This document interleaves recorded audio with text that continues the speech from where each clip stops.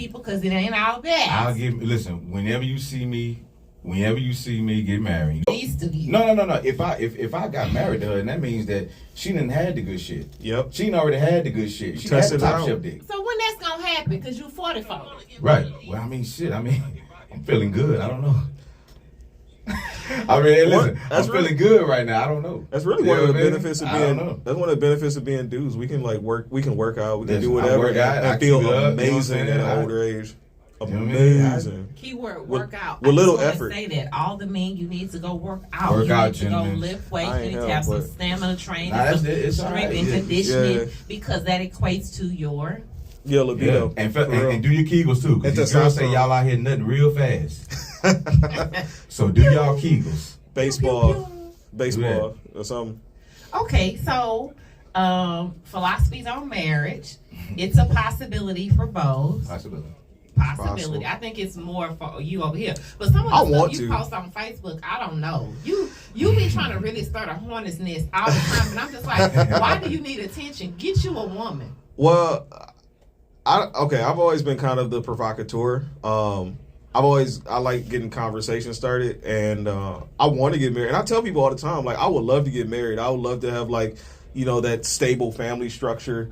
I love the black community, so I feel like part of what will make us great is, like, reuniting the black family. So, like, that's what I want. But at the same time, I feel like we kind of live in a world where what women do is great. Everything women do is great, and everything men do is, like, looked down upon. So that's when Kevin Samuels came in and became y'all Jesus Christ. Well, I mean, y'all started worshiping him, and y'all sent him cash apps. Well, I'll say this, and anybody on my Facebook page can kind of tell you, or anybody who's been my Facebook friend for a while, like, I've always been this guy. Like, I've always been the type to, like, look at because it's okay. When I was growing up, there were times, they tell you not to hit girls, right? But there were times when girls would put their hands on me, and I'd be like, what the. Like, why can't I do anything? Say it. Like, say it. What the fuck? I mean, I'm trying. Like, I'm trying not to do that, but like, I'll be like, why can't I do anything? And I remember somebody said, like, if you step up like a dude, you should get prepared. You should be prepared to get beat down like one. But I've always been the type to say, like, look, you have this privilege. If you really want equality, you should be prepared for the consequences that come with equality. If you think you're gonna hit a dude and get away with it, there's a good chance you might not. So I've always been used to kind of calling people out on their shit.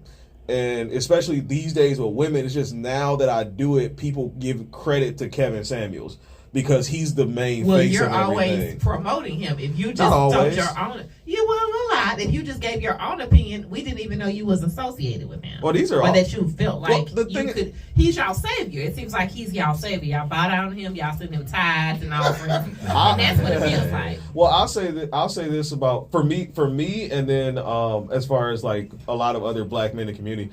For me, I've always been that guy. Like the things Kevin Samuels have said, I've had conversations with married men, single men.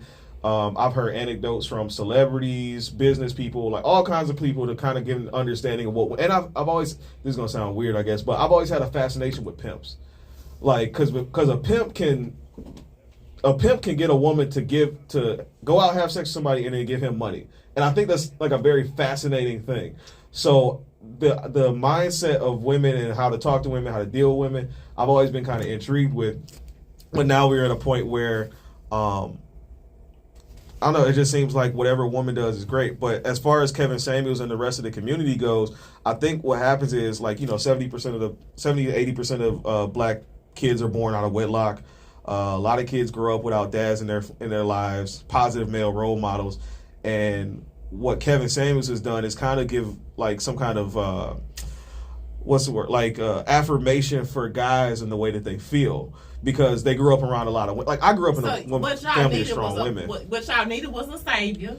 I won't say savior. Y'all to give y'all some roadmaps to make y'all feel validated. Nobody been in nobody therapy. Think about this, or think about it this way. Instead of saying savior, think about it kind of like a internet or web mentor. Because a lot of guys don't have that kind of mentorship where they can go to somebody who knows how to dress, who knows fragrance, who knows how to talk to women, who's been there before. They don't have that. Hold on. And then that's what they want. Or how to make money, and that's what they want. And that right there is where I differ, because on the cool, I think Kevin Samuels is a grifter. I think he's a con. I think he's a con. I think he's just like Donald Trump. Donald Trump is not a Republican or a Democrat. Donald Trump saw a niche market. He saw a disgruntled group of white folks that were not rich. And he said, hey, these people from these different countries are trying to come in, and they want to take over your country, and they want to take over your identity. So he uses the anger politics. Mm-hmm. I think Kevin Samuels does the same thing. There are guys out there who came up and they were never successful with women. No, they were never successful. They were always the where my hug at, nigga. You know, they was always that nigga. You know what I'm saying? You know what I'm saying? They were always that guy. And then when Kevin came along, Kevin started saying some things about women, and it was the things that those men have always wanted to say to women in response to being dissed. Oh, this you ain't all that, or you gonna die alone, or you gonna be with your dog. You gonna be with a bunch of dogs and all this. So when he said that, a lot of guys who felt disenfranchised by women felt like, damn, hell yeah. But the problem with that though is that instead of sitting there saying that the women were the problem, they never thought about the problem that they had. So listen, bro, if you overweight, you don't work out, you don't go get haircuts, your teeth are yellow, it's not up to that woman to want you just because you are a man. I got a podcast episode about that. It's not up. It's not podcast episode. The man with the bad breath. I'll say this, and I guess people say like, "Oh, you getting paid to defend?" No, I'm not defending, but like, I'm not getting paid for it. But like, for maybe a couple years before like the pandemic, Kevin Samuels did talk to nothing but men. He talked to incels. He talked to people who were in that position where they got rejected because either they were short, fat, whatever the case may be, they were broke, whatever. Mm-hmm. He talked to that group, but like nobody really paid attention until he started talking to women. For me in particular, I've never really had an issue with women, like, but I do know. But I have, like I said earlier, I've had enough dating experience to kind of understand and know where he's coming from. But I think what he does for a lot of guys is he puts it into short, compact phrases, words, to where people can understand exactly where he's coming from. So for me, it's not that I've really never had a problem with it. Of course, I've been rejected. Like, everybody's been rejected. I've been rejected. But like, I think the difference between that's interesting. I think the difference between guys like me and guys who I like to call Kevin sexuals is that when I do run up against rejection, listen, all day on the internet, all I see is, if you not 6 feet, you can't do nothing for me. If you not 6 feet, this. If you not this high, da. So this is Napoleon fan. No. So listen. So I hear this all the time. Now, I could combat that, or I can go over here to these women who would eat my ass with a bib. Yeah. So that's what I'm telling men. I'm telling men, listen, stop blaming women and start going where you are celebrated, not where you tolerate it.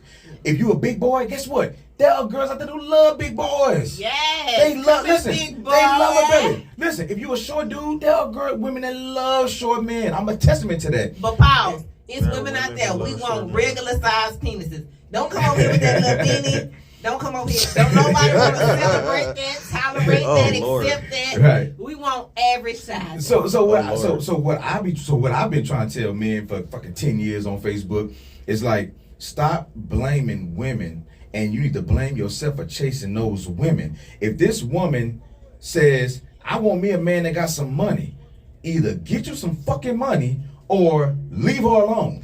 That's it. That's basically it. Just leave her the fuck alone then, if that's the case. But don't complain about gold diggers and this and that when we do the same. You in the wrong circle.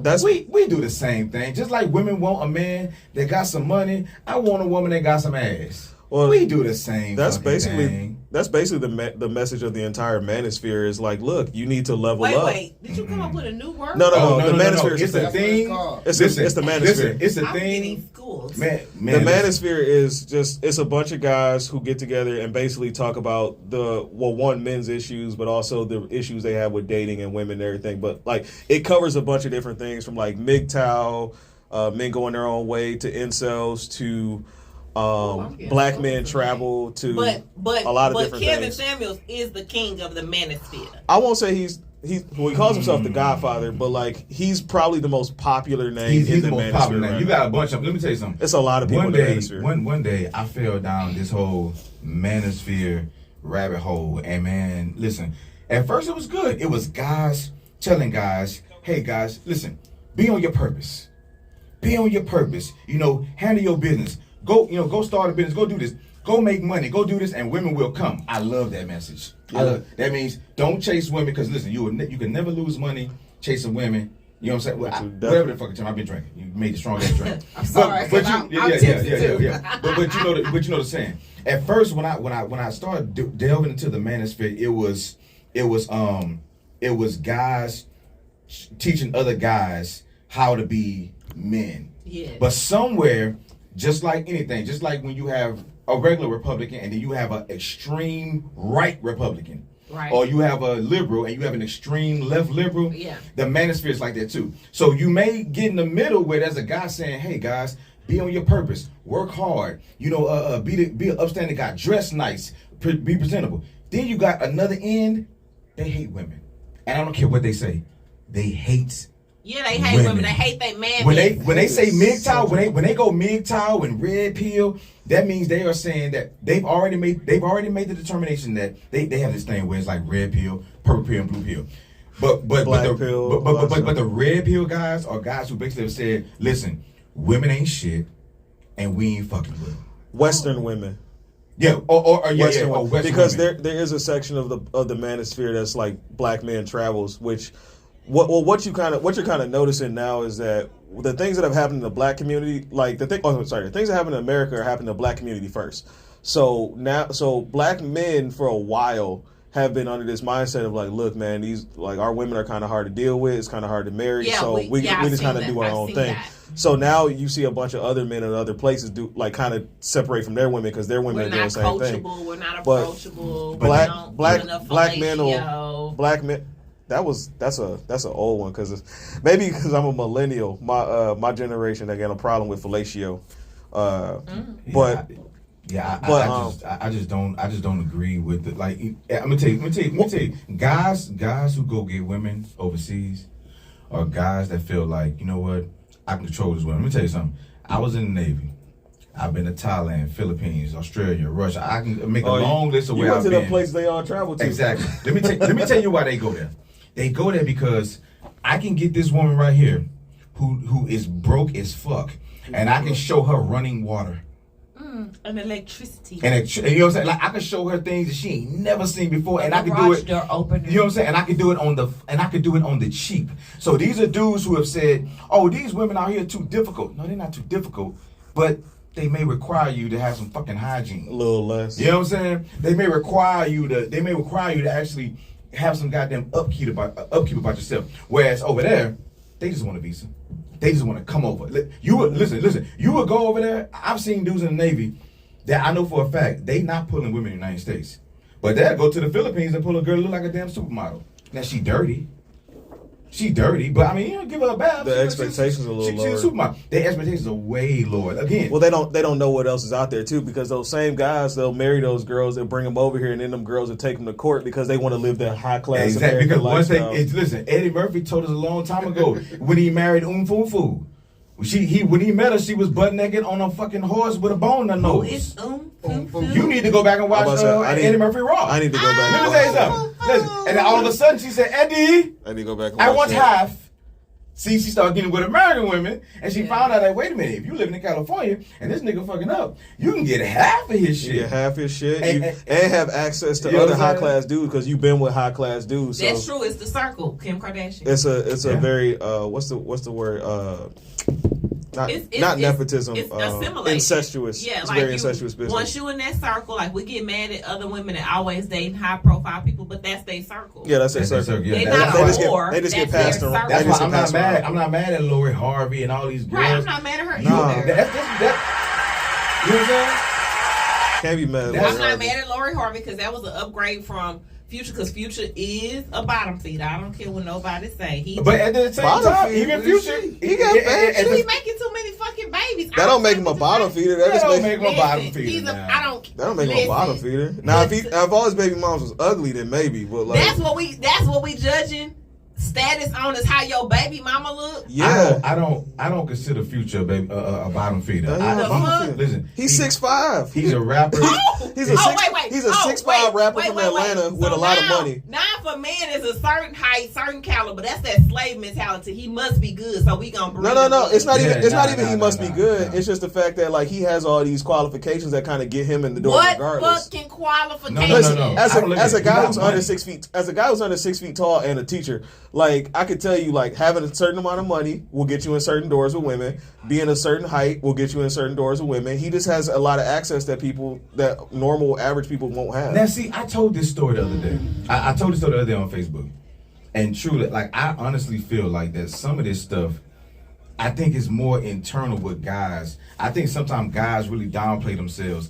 And I said this on Facebook the other day. Y'all issues that y'all ain't gone to therapy for, that y'all projecting on us. Because now you think I need Future when I really just want you. Right. And see, and I knew that when I found out that me and Chris Brown were fucking the same woman at the same time. Oh yeah. Now here's Chris Brown. Chris Brown. Grammy winning Chris Brown. And me and him are fucking the same woman. And what that told me was that I'm not that different. No. He just got more money. He got more money. He got more money, and he can flip on stage. You know, like. And he fight people in cars. Yeah. So on stage. And I feel like sometimes guys see that and they feel like, man, I don't have that. I have never. That's why I don't understand the whole Napoleon complex thing. I have never understood that shorter guys will feel like, well, damn, man, I'm short. Dog, that chick over there ain't tripping. Right. She ain't tripping. And I've always believed in go where you are celebrated, not where you are tolerated. And I think if more men just did that, we wouldn't have these issues. I think guys really just downplay themselves. Listen, I've had women, I've had a Bentley parked outside my apartment because she was driving the same car. Oh, I'm sorry. She was driving the car of a Texas football player. That man was taller than me. That man was bigger than me. That man had more money than me. But she had my house. Yeah. But she had my house. That's really real. At the end of the goddamn day. Because at the end of the day. At the end, what men are lacking, they not lacking choices in women. They lacking confidence. That's part of.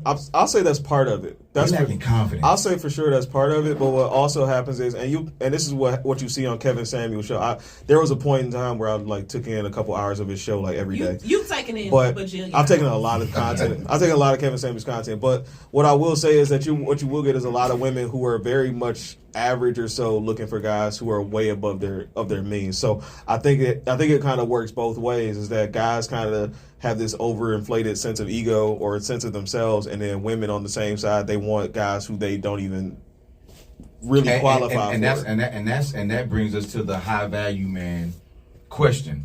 Like when I hear Kevin Samuels run down his qualifications of what a high value man is, all I heard is that a high earning man. But I didn't hear shit about character. I didn't hear shit about integrity. I didn't hear about none of it. But it's always 6 figures. Emotional availability. His connections. Six figures, connections, consistency. But that's what does it for me. I don't care what you drive, what you do. You gotta work because you gotta feed yourself. And see the problem. I don't care about that. And look, the problem with the manosphere is that they think every single woman does. I don't. And that's just not true. It's not true. Because I've been broke for a long I've been broke. Listen. I've been broke for a long ass time. Yeah. And baddie after baddie after baddie after baddie, and baby mamas are baddies and baddies. Baby mamas and baddies. Baby mamas are baddies. Baby mamas and baddies also know that they will say this loudly and proudly that broke dick is the best dick. So that's what they say. Listen, but the thing is, men with a lot of money ain't got a lot of time, and men with a lot of time ain't got a lot of money. Yeah.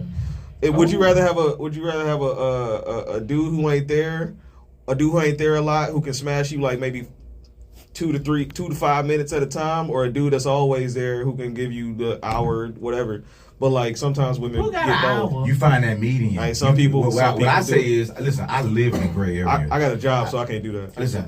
I live in a gray area. I love the middle ground of everything, and I feel like there is a comfortable middle ground for all of that. I feel like you ain't got to be a rich dude with trash dick. You ain't gotta be a broke dude trying to hurry up and let me make sure my dick is amazing every time. I think you can find this middle ground.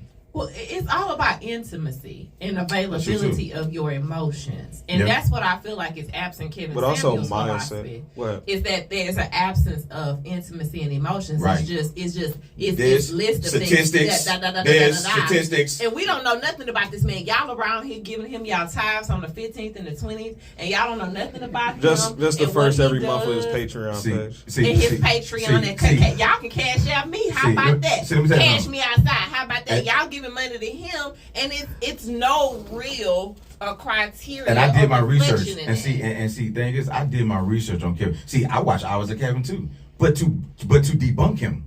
When I watch him, I watch him to debunk him. Because when I watch him, I see a dude who 2 years ago was like, "Hey guys, this is Fragrance here," and all of a sudden he's this controversial. You know how long it takes for somebody to call you the godfather of something? James Brown is the godfather of soul.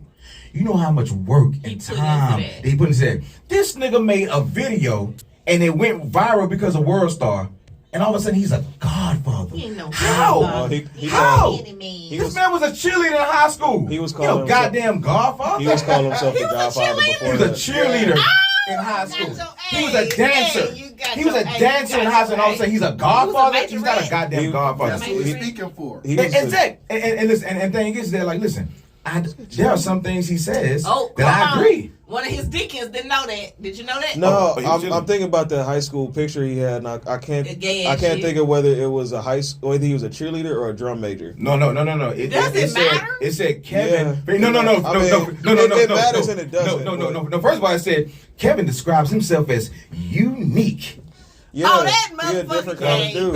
Yeah. You know what I mean? So I've grown up around a lot of different kinds of dudes, and I met a lot of different kind of guys in college. And I will say, like, there are some guys who are like, I met a guy who, shout out to this dude. He was in a fraternity in college, but he was like 6'4", and like when people saw him, like we thought he was gay, but come to find out, he was smashing every chick on the campus. That's just what happens sometimes. He had that kind of swag. He was kind of like fashion forward and everything. And Kevin Samuels was kind of the same way. Know some dudes. He's an Oklahoma dude who was thinking way ahead of where he was from. I tell people, go watch old Kevin Samuels videos, and you will see. Oh yeah, he looks weird as hell. This right here is a fucking grift. He sat back, and again he saw a niche, and he said, "It's some money in this. It's some money in this. This is not." Him. When you watch his videos just 2 years ago, he's not this cool sitting back in a, the ascot. No. He's not that guy. He saw a niche, just like Trump saw a niche and said, "Shit, these Republicans angry. Let me spit some angry rhetoric and let me see if I can get elected around this motherfucker." And that's exactly what he did. And I'm telling you, I see the con from a mile away. At least somebody can go to my Facebook and they can scroll back 10 goddamn years. I've been saying the same shit for 10 years. What Kevin is doing, I've been doing this for 10 years. But the problem is that Kevin don't hold everybody accountable. He has no problem holding women accountable. And every time guys, every time guys said 2 years ago, he women right now is his focus. Whereas we seen the viral that's clip. Where money is. Well, of course, because he even said like when he was talking to men, nobody paid attention. Like everybody, that viral clip, that clip. So right there. It makes it disingenuous. When he was talking to men who he needed to be talking to, y'all didn't care. But as soon as he started bashing women, y'all were all like, crucify her. It's not even necessarily the men who it's not even necessarily the men who didn't care either. It was the women who didn't care because nobody knew who Kevin Samuels was. But that was not who he needed to talk to. He needed to talk to men. Right. He came for men to deliver men, talk to men. And he did that for 2 or 3 years, and it did what it did, and then he decided one day, whatever the reason was, and like I said, I won't deny he found a niche because there are not other people except I can think of maybe one right now, and Tom Likas and Patrice O'Neal back in like the early 2010s who were talking to women saying like, yo, you full of shit. Right. So Kevin Samuels basically like kind of rehashed that thing, and he's been successful at it. It is what it is. Just like Derek Jackson found a niche where he found disgruntled women. He found disgruntled women who have been in fucked up relationships, and he exploited that. That's the same thing Kevin Samuels is doing to these guys who have been ignored and have been dissed by men. I'm sorry, dissed by women. Some been dissed by men.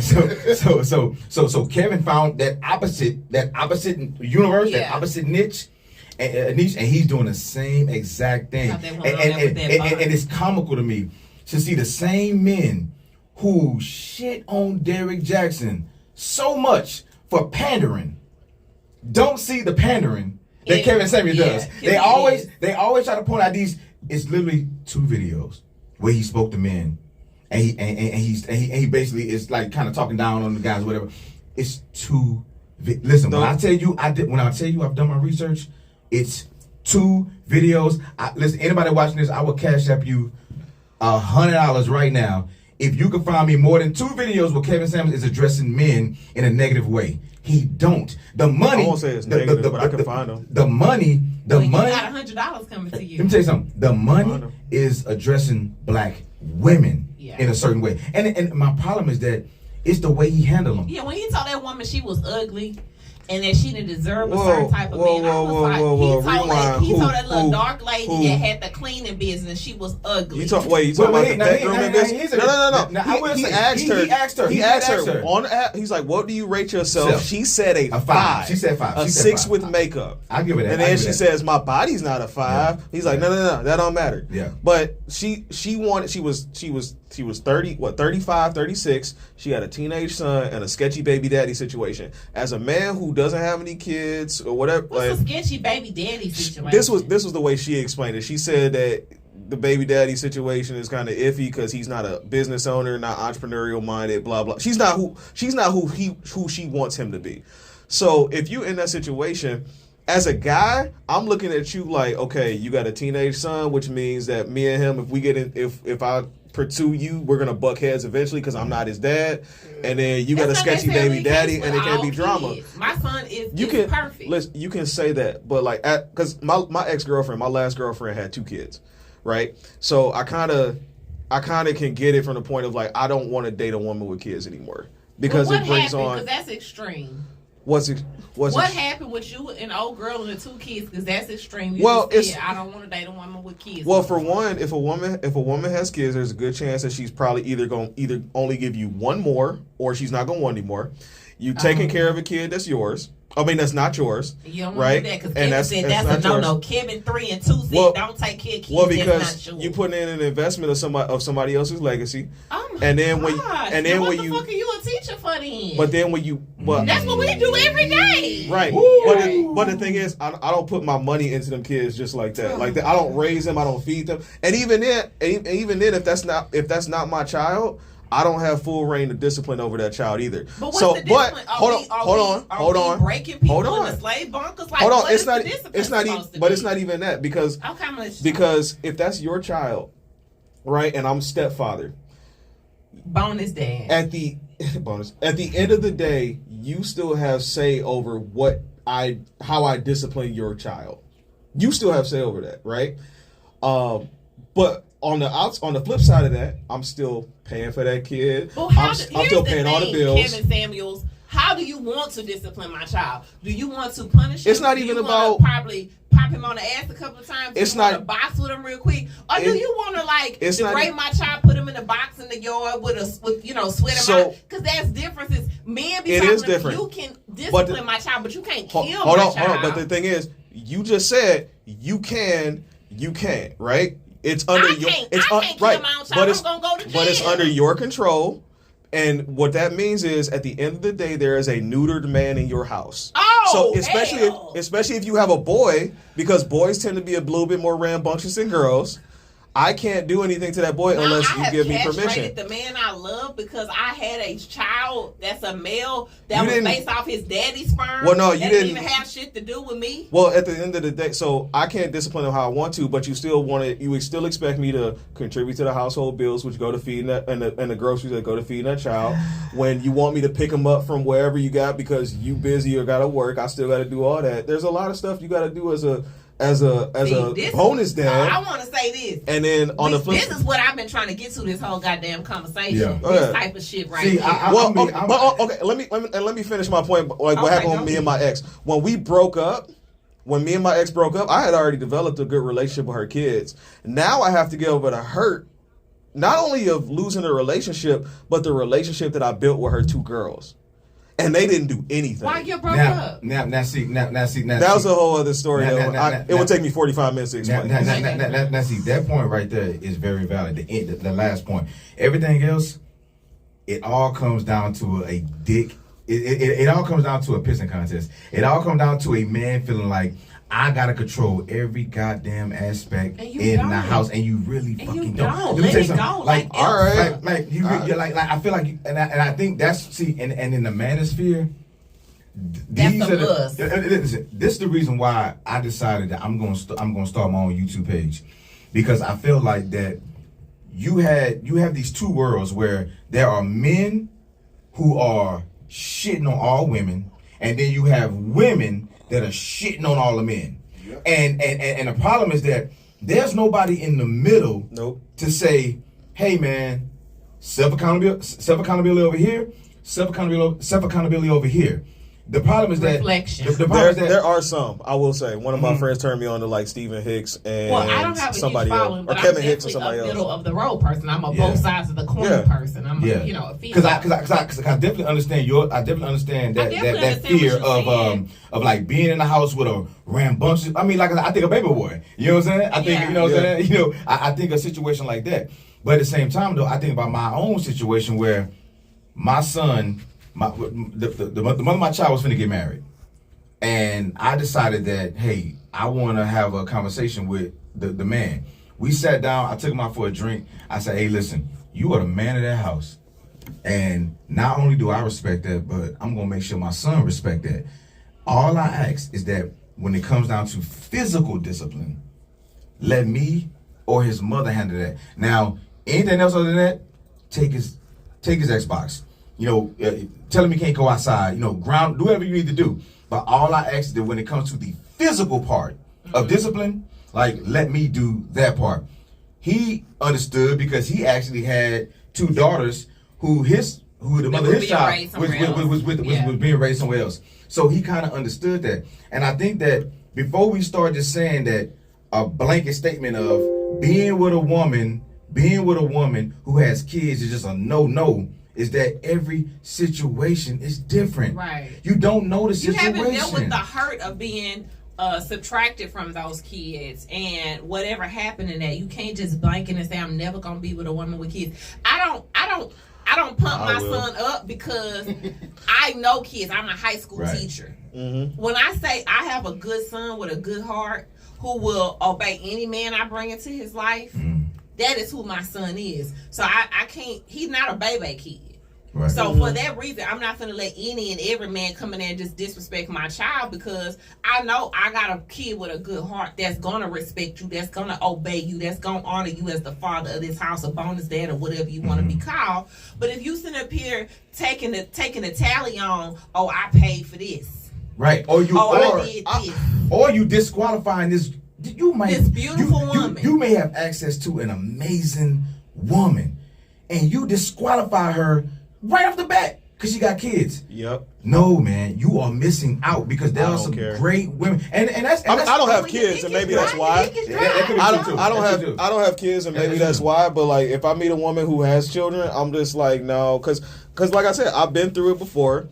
I've dated single moms, and I know that I'll never be number one, and I don't. That's wait, goddamn it! Never. I'm sick of your ass. You never be number one. You can't be number one anyway, because I got to be number one. And when I put me number one and I make you number two, then it's gonna even out. You can't be number one in my life because if I don't find no balance, I cannot cater to you and be to you who I need to be to you. If you're number one, then you're number one, and I'll never be there. Why do you need to be fucking number one? Find that balance in yourself to be number one. You need to be your own number one. Well, no, I am. I'm always my own number one. But at the end of the day, she still expects me to be the leader, the protector, the provider, and so, in order for me to be that for her, she has to look at me like I'm number one. So what you basically saying is that I'm truly paying a cost to be the boss. You have to. That's what life is. You always pay the cost. As a man, like, you have to build yourself up into being that person for that woman. Let me tell you something. And this is the reason why I got a problem with the word submit. I got a problem with the word submit, because if I choose a woman, I chose one because she is smart, she is intelligent. I don't want that. I don't want that woman submitting me. Listen, respect me. Here's PP's Playhouse word of the day: balance. There you go. That's the word. That's my favorite word in life. Balance. Put it on a T-shirt. I don't need to be number one. Let me tell you, I've literally been in arguments where people have said that if you a man, if the woman cook, your plate should come first. And I'm like, is this a real argument? Like, if there are kids around, just feed the kids, I'll eat. But like the fact that there is like people have made this hierarchy of, well, I work, I bring home the food, well, my plate should be made first. This is that right there. That's about control. So the victors go to spoils. See exactly. See, that's what I mean. See, in the manosphere, this shit. This is why we here today for the class of the title. And that's the problem with the manosphere. Y'all got it good the first hour. Y'all coming in hot now. Look. The manosphere is about ultimate control. The manosphere is about men telling other men, you are the dominant species, so you dominate. That's how you win. And it's not a battle. It's your woman. It's your woman. It's not a battle. No, it's not a battle. It's a game. It shouldn't even be. No, it is a... Picking up women in general is a game. No. Picking up women and dealing with women is a game. No. You have to play the game as your life goes on. Like even with pimps have to keep their game up for as long as they have their hoes. Well, I don't respect pimps because I think that's pimps. That's not the point. Okay. The point is, like, pimps pick up their women, and in order for them to keep their women for extended periods of time, they have to be able to keep up their game. We got a call? Yeah. Oh shit. Call? Oh Lord. Who is this? From Delvin. What you trying to say? Hello? What's going on? What's going on? Tell us what you're thinking What about up, though? tonight. Well, when you were talking, when you were talking about being number one, okay. Well, when it comes down to being number one, you gotta look at it like this: when there's a strange noise downstairs, who's gonna get up and go see what it is? The you or him? The man, 50%. Almost every time. I always ask women. Hell, first of all, pause that shit right there. Because men sleep hard as fuck. You know who wake up in my house? I wake up. Because once I had a baby 13 years ago, I ain't never had a sock for night. Hold on. But guess what you gonna do when you wake up? You gonna tap him on the shoulder like, hey, you want to check that out? All right, that's you. But like when it comes to 24/7 home security, you got to kill bugs. You got to do yard work. That's all the things that men have to do. Like, these are things that hang over our heads that women don't really see. No, and I appreciate that. But in order for us, moving furniture. But you know they got those little coasters for that, right? I can just lift up my couch and put that little coaster but there. But here's the thing, though. If let's take. I'm not. Hold on, but let's get to some real stuff. Let's take it to like I'm not in the military, but military example, right? If I am the commander of a troop, whose responsibility is it to keep the troop safe? It's my responsibility, right? Right. So in order for me to do that, all of my troops have to be in line. They have to follow me. I am number one in command because at the end of the day, especially as a man, my life is the one at risk. So I have to be able to protect everybody else and myself. You just have to protect you and the kids. I have to protect you, the kids, and myself. We're talking about one additional person, sir. But even then, it's still up to me to figure it out. So in order for me to get to that place, I have to hold on because you don't flank, left flank, and get this motherfucker that came up in at the end of the day, you just made a great point. So guess what? I risk my life. You are the one, and this is what a real partnership is like. So, like you just said, you're the one. Let's say he sleeps real hard, right? Right. I gotta wake you up. He didn't even hit the intruder. That's right. We gonna die anyway if that woman don't wake you up. So she played her part. She played a part in that situation. She woke up. She's a light sleeper. She woke you up to finish it off. She did what she was supposed to do. Yeah. So y'all together, because remember, if you don't wake up, right, we all dead. Right. We all dead. But who's gonna come up with the plan to get everybody safe? We gonna come up with the plan. No. There's no in that situation. There is no we because there's no time for discourse. There's no time for discussion. Okay, so the man gonna come up with the plan. We don't have time for a huddle. But no, listen, we don't have time for a huddle. But listen. If that woman didn't wake up, nobody's huddling. Yeah. Nobody's huddling. So and look, that doesn't discount her role at all. Right. But what I'm saying is the role of the man is a lot more detrimental because my life is at stake when hers is not. Listen, because I have to risk my life. I'm not arguing with the point that the man should be the leader in the relationship, but to diminish diminish your partner, you know what I'm saying? To the point of she's just this. But you just be an obedient soldier. Hold on, but what I just said was, but what I said was, even in Commander, they have their watchers. Like she plays her part. Now when she plays her part and gets me up or whatever, now it's time for me to step into that role because at the end of the day, she's gonna look at me to say, okay, like. I heard a good example the other day. Let's say you at a restaurant with a guy, right? You at a restaurant with a guy, and some dude walks in and he smacks the hell out of you, punches you in the face. You on the floor. He takes your purse and runs away. That dude doesn't protect you. How you gonna feel? You're gonna feel pretty shitty. Yeah. Right? Right. So, but the thing is, you expect him to risk his life, but if the same thing happened to him, you probably look like, what the hell is going on? Because most times a woman's not gonna risk her life for a man. Most times than black women? I don't know. Risk her. Listen. I've been getting jumped and had to tell my girl, you don't want her to back up. Like they gonna hurt you because she is trying to swing with them. You don't want her to risk your life for you. No. Yeah. Society expects him to put his body on the. But it's the table. Are you even working out, Delvin? It's on to me seriously. It's on to me to risk my life. Like I remember this is how I knew or how I learned what love really is for men. When I was with my ex and her 2 kids and we were getting out the car, like we were at home. We were getting out the car and I looked at them and I said, wow, if something was to pop off right now, it's on me to protect everybody. And that made you feel how? Oh, that made me actually understand what love was. I hope it made you feel empowered. It definitely did. It definitely made me feel empowered. But what I learned in that moment is that as a man, that's how it's supposed to be. That's your right, role. So what's the problem with that then? There is no problem with that. If that's the way it's supposed to be, what is the problem? No, there is no problem with that. But here's my thing, and this is kind of where I get to a point now is that I don't necessarily. There's no problem. It's just. Let's not to minimize the man's contribution to the situation. Or minimize a woman's. It's just that I feel like a lot of times women don't understand what that plight is without saying, well, women do this. Well, no, please understand where I'm coming from. I have to risk my life for you.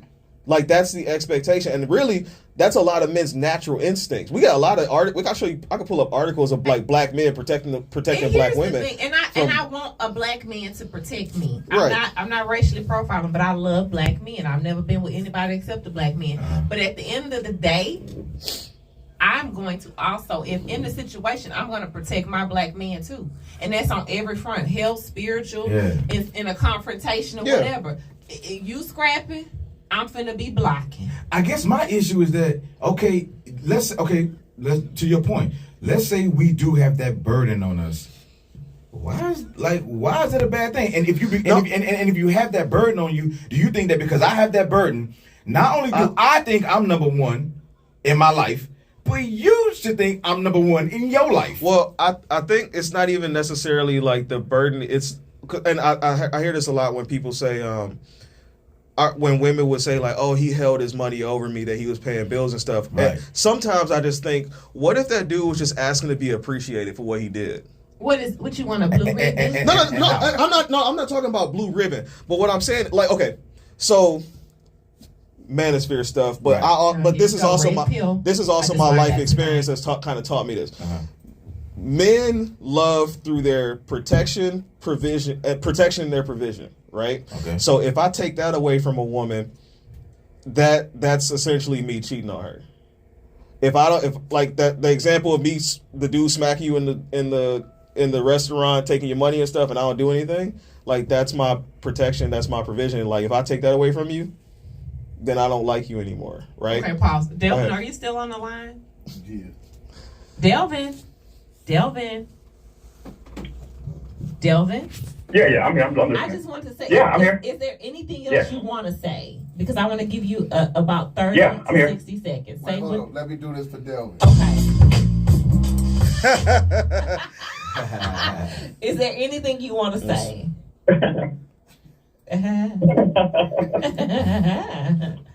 Okay. So yeah, no, I agree with the guys.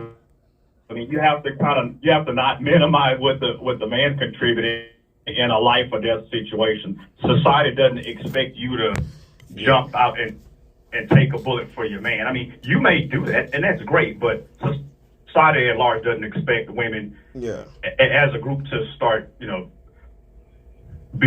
a ride or die thing. I'm gonna take a bullet for my man. If you do, that's great, but society just doesn't expect that, and nothing's gonna change that. Yeah. Gotcha. And it's not a complaint, it's just an observation. It's an observation. And a lot of guys just want the appreciation. Like, look, at the end of the day. I appreciate you, fellas. You're taking a bullet for me. You got a whole arsenal at your house. You cat back and ready. I appreciate that. Thank you, Devin, for joining us tonight. But the thing is, like, those things are kind of pushed to the foreground when other things come up.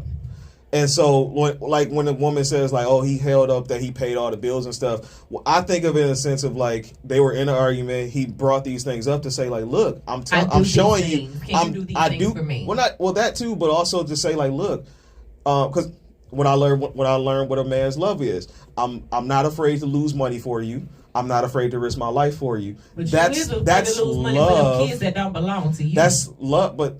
I don't think it's love. I don't think it's love if you're doing it for a reason. Yeah. You always do it for a reason, though. You're doing it because you listen, my girl don't have to cook for me. She ain't got to wash my clothes. I'm not washing my own clothes. I don't wash my clothes. But like, it'd make life easier though, wouldn't it? No.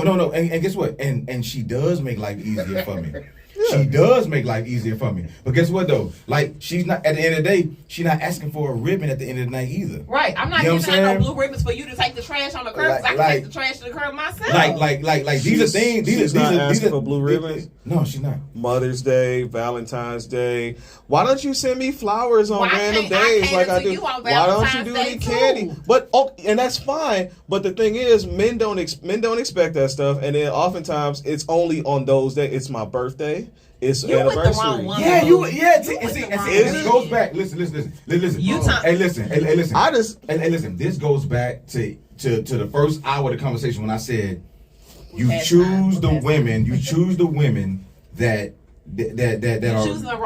are into you. So guess what? Let me get something. I have never, and I've dated a lot of women. I've never met a woman who did not cater to me. And literally, the last 3 women I've dated have made well over 6 figures. Never emasculated.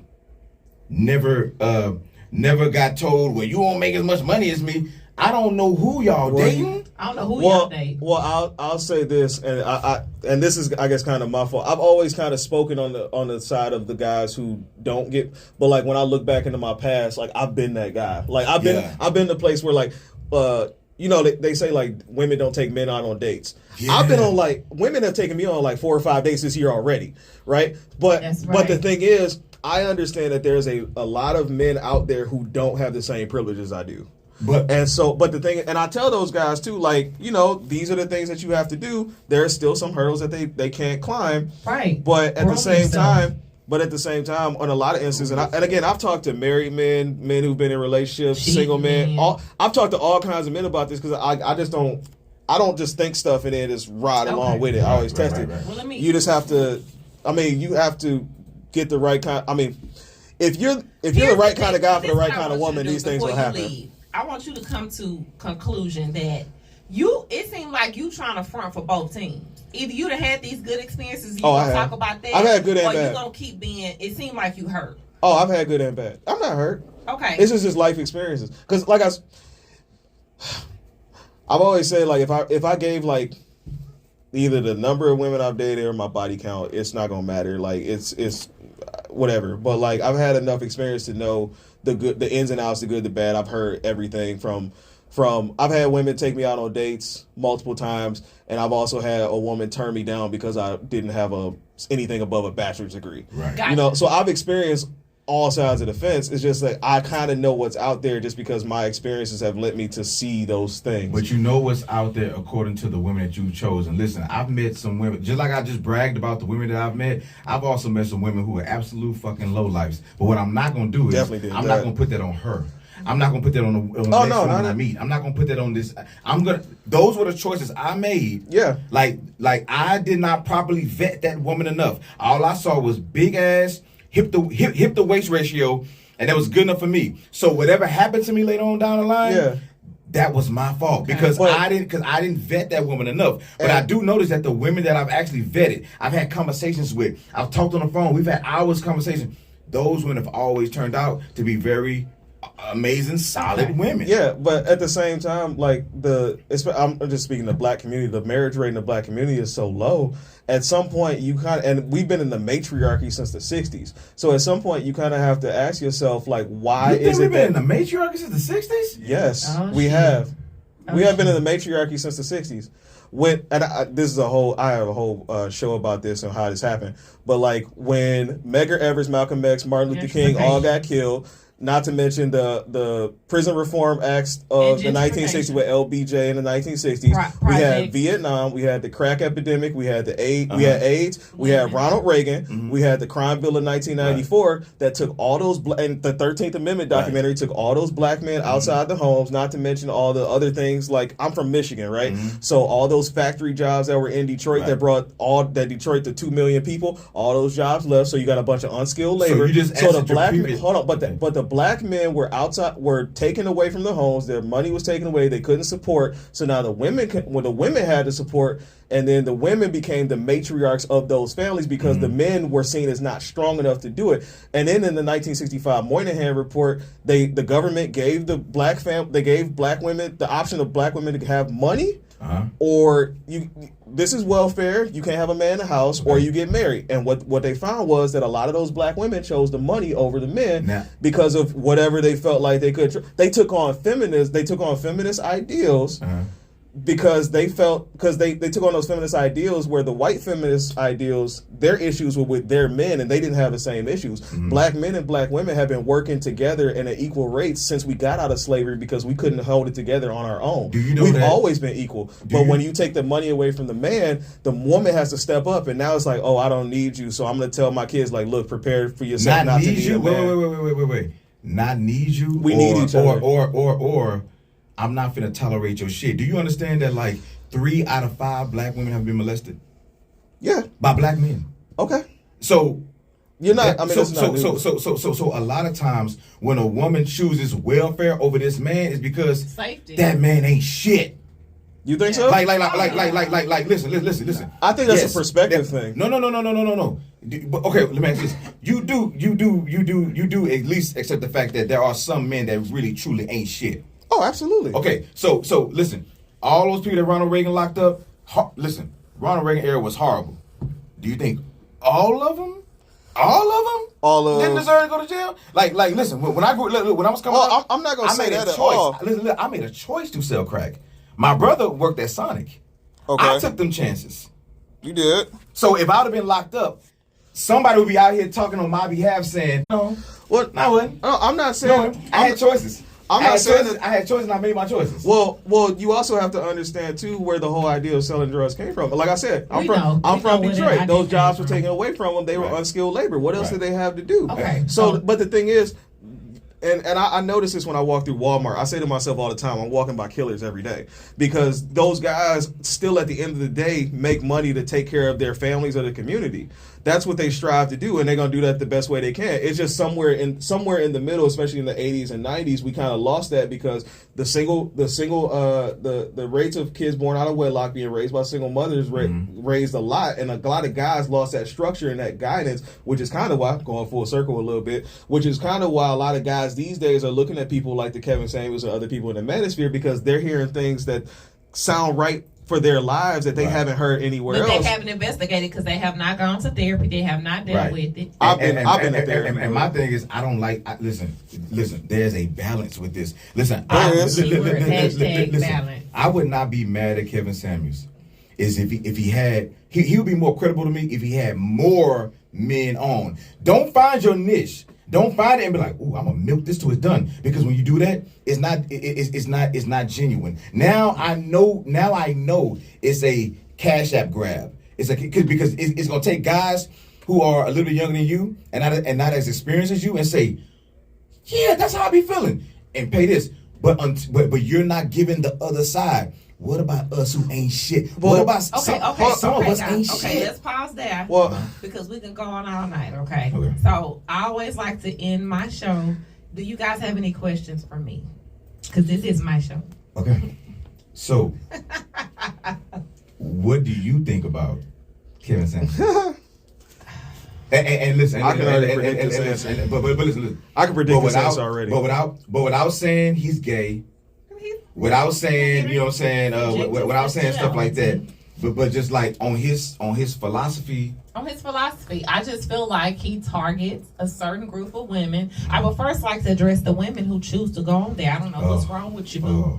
I don't know what's wrong with you, because you need a new circle. You need a new tribe. I would not go on Kevin Samuels' YouTube to have him tell me I'm a 3. Right. I can't do it. The way my self-esteem set up, the way my gangster set up, I can't do that. I'm just not going to do it. So that's number one. Women, stop going to Kevin Samuels for advice. You need to go to your therapist and get spiritually aligned and figure out what you need. And it's hypocrisy too, because when Steve Harvey was out here talking to women, we was out here saying he's a you've been married twice, divorced. Kevin been married twice and divorced, but because he says what we want to hear, correct. That part. It's not issue. Steve Harvey says what you want to hear these days too. But he did initially when he was talking. Well, no, act like a woman, act like a lady, think like a man was a terrible idea. He built the whole show on that. He got 2 movies off of it. Yeah, he built the whole show on that. And ain't nobody finna give Kevin Samuels no movie. I just want to put that out there. It's coming. No. He almost got 1 million subscribers on YouTube. What's that got to do with Hollywood? Fame. Hey, listen. Fame. He has an audience that he can take wherever he wants. So does the woman that said "Catch Me Outside." How about that? She got 1 million views. She got 1 million followers too. Listen, she does. He was talking. World Star picked up his show.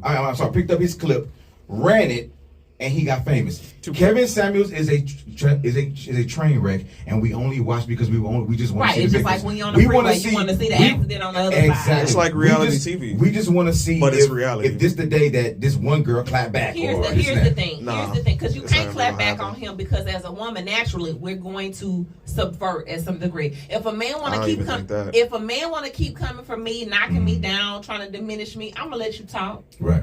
Because guess what? You sound like a dumbass. I'm going to let you keep talking. That's exactly who he is. Here's the thing, men out there. If Kevin Samuels does it for you, if he is your savior, if he is the inner voice that you've had locked in a closet since you were 6 years old, you go ahead and you keep listening to him. Was that a pun? No, that's a goddamn truth. In the closet. Yeah. Is that a pun? That's the truth. Because if that's who you worship, that's who reflects what you feel on a daily basis about your life, go ahead.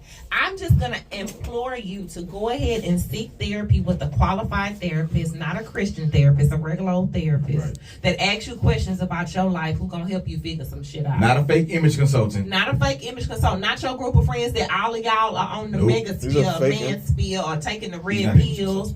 No, you need to be counteracted. And that's all I'm saying. Y'all go ahead and cash app him and give him all your money. Give him the little money y'all used to trick off in the club on these women. Because see, all these men tricking off women in the club. They still gonna do it. You got self-esteem issues. No, if you go to the bar and your tab $500 and you don't know these hoes, you got self-esteem issues and you need to go to a therapist. They still gonna trick off on these girls. So I can't knock Kevin Samuels if that's who y'all choose to worship. I just think y'all need to do a little more self-reflection and be a little more introspective and find balance. Do the exact same thing you tell women to do, because when women go out here and they complain about men, we say, choose a better man. Now, same thing. Oh, same thing. That happens. Tell though. women, tell men, choose a better woman. No, that's what happens though. When Kevin Samuels tells women that he wants to be fit, feminine, friendly, beautiful, inspirational, and cooperative. I know a lot of guys who are saying like the 5 things.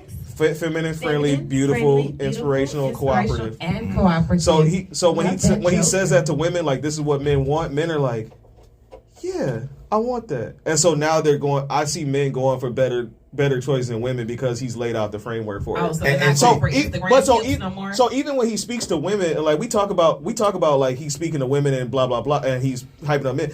I know a lot of guys who have listened to Kevin Samuels and have been inspired to either level up. They've been inspired to level up, get better jobs, dress better.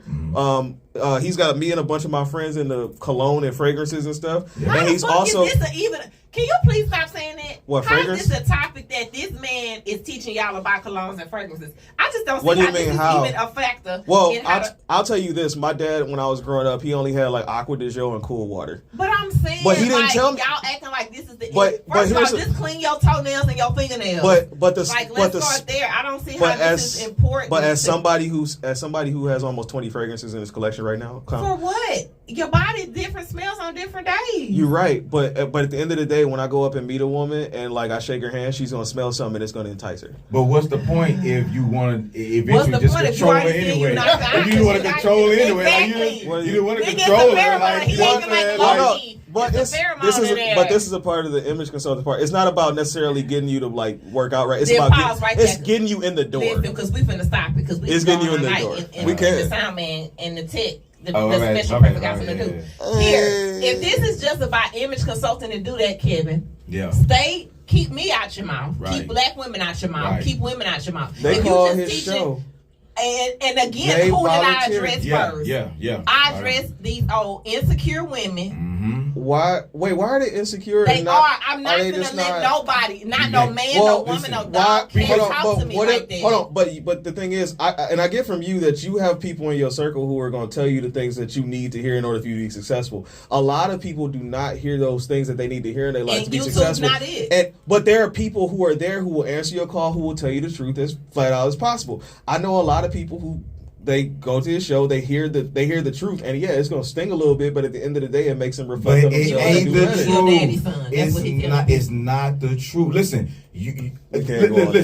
listen. A twice divorced man can't tell me what a high value man is. You failed twice. You didn't fail once. You failed twice. But he's been to the dance twice too. He's been there before. He's tried to make it work twice. What is your point? Even with the idea of a high value man, it's not even necessarily about what he says a high value man. He just put the framework to it. The idea is that high value men are men that are highly desirable to a large group of women. What if Kevin Samuels really ain't shit? Just like Derrick Jackson was out here doing what he doing. What if at the end of the day this man is not who y'all think he is? Are y'all just buying the cookies because he's selling them? Then we'll find out, and then I'm pretty sure that his message will not deter, because we've had guys throughout the years, from Tom Likas to Patrice O'Neal to Veteran Fit to all the other people in the manosphere. Let's do this. I've been in the manosphere since like 2014. Let's stop worshiping. Nobody worships though. Okay. Not worship, but learn how to do this. When I'm digesting information, learn how to chew the meat, spit out the bone. Yeah, and that's what a lot of people do. Because I would even tell you, I don't even agree with a lot of stuff Kevin Samuels does. Like I'm not a big fat shaming person. You know what I mean? Well, at least that's good. I do believe people need to be fit, but I'm not a fat shaming type person. So I don't necessarily believe everything. But the thing is, there's a lot of stuff that he says that a lot of guys can vibe with. I don't think it's worshiping. I just think it's the fact that they don't hear it from other people, and he's probably the only person they hear it from. The problem. Who do we talk to then? That's the question I always say. Who do we talk to? The problem I hear is that the problem with Kevin is that he doesn't turn the mirror around. You could tell me everything wrong with a black woman. You could tell me that a woman that is 32 years old with a child is in the danger zone. How the fuck is that the danger? It's just 32. That's when I stopped listening. Well, When he told me She's I 32. He told me I know some bad 32-year-olds. He didn't say that. Wait, do you know what the danger zone is? Over 32 with a child. What is it? The danger zone is the ages from 27 to 35 where women, he says, are laser focused at getting married. And they're laser focused on the idea I have of. heard him say that if you have a kid, I am not as valuable because I have a kid and I have been married and divorced. I have heard him say that. Well, single moms and baby mothers are two different things. So, single moms, baby mother. If you were married, single mom. If you're not married, baby mama. But the thing is, you decide, if you're a baby mama, you decide to risk your life and your body for a man that you didn't even want to commit to. That's a bit of a tell. But what about a guy who is? What about a guy who's almost 60? And he says he only dates women that are in their 20s. He a trick, right? I mean, we all know that's a trick. Like, we know that women are dating Kevin Samuels because, like, he's a trick. The man be in the room with 60 candles. years He won't old. even turn the light on. He's 60 years Turn the old. lights on. He's almost 60, and he only dates women in their 20s. Okay, Then guys. he's a trick. Okay. I don't know if we came to. I think, first of all, I want to say the first half of the conversation was very monumental. The second half is what I really wanted this whole entire time. We don't enjoyed both of my guests here on All the Feels, the podcast. Sometimes, let me tell you how I came up with that, because sometimes when I'm in a situation, it's and then sometimes when I'm in a situation, it's like, ooh. So that's how, guys, and this experience. I did too. I didn't think it was going to, it didn't go how I thought it was, really is into Kevin Samuels. I will say this, you are a lot more measured than some of the other people that I've talked to. Now, you definitely been in the manosphere. I've been in the manosphere for sure. You've been on there. You can tell. But yeah, I've been there. He's been on Galactica. I'm very. You're 31, and I'm very balanced. And you got time. You're not balanced. I do you have said time. You're not dating no women with kids no more. You're not balanced. No, I'm not doing that. I don't have kids. He's saying it right now. I don't have kids, so there's no point in me dating. You gonna meet a dope. Let Let me tell you something. You gonna meet an amazing woman one day, and she gonna have kids. You can say, I need to be in that woman's life. I hope to be married before that happens. Yeah, that's true too. Listen, I don't know. Well, let me know. I do flowers. Okay, so it has been All the Feels, the podcast. Hey, you guys remember, I'm not an expert. I'm just really transparent. Love it. Love it, man. That's it. Because we about to go on and on. I didn't pause it. I had the time on for an hour and 15 minutes. That was good. I like that. That was good. Yeah, All right. That was good. Time for me to go to the